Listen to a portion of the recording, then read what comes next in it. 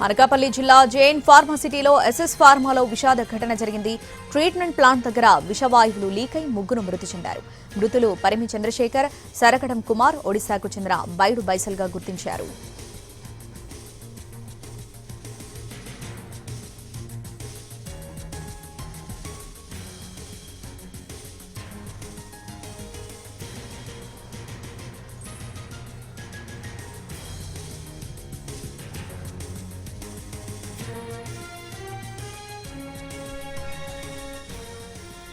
అనకాపల్లి జిల్లా జైన్ ఫార్మసిటీలోని ఎస్ఎస్ ఫార్మాలో విషాద ఘటన జరిగింది.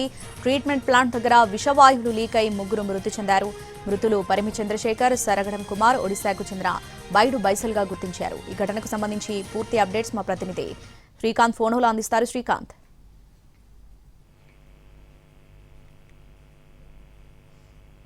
చిరంజీవి అప్డేట్స్ ఏంటి?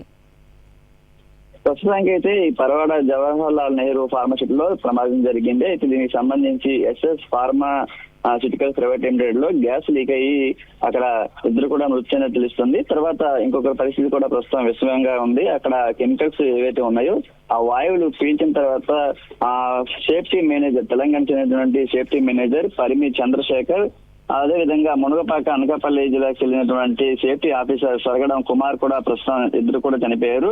అయితే హెల్పర్ గా అక్కడ పనిచేసినటువంటి బైడు బైసల్ అనే అతను కూడా ప్రస్తుతం ఒడిశాకు చెందిన అతనికి కూడా పరిస్థితి కొంచెం చిరిగి ఉంది. చనిపోయిన వాళ్ళ మృతదేహాలని ప్రస్తుతం విశాఖ కేజీహెచ్ కి తీసుకువచ్చారు. అయితే ఈ ప్రమాదం గల కారణాలు కూడా తెలియాల్సి ఉంది. కెమికల్స్ దాన్ని చేసే టైంలోనే ఈ ప్రమాదం జరిగినట్టు తెలుస్తుంది.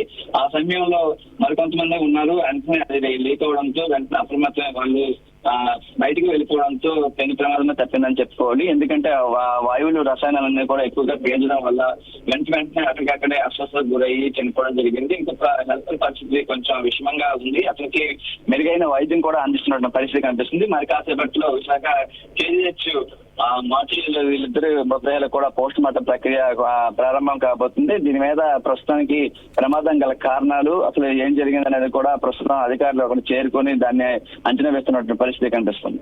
చిరంజీవి, ముగ్గురేనా ఇంకెవరైనా ఈ విషవాయువులు పీల్చి అస్వస్థతకు గురయ్యారా?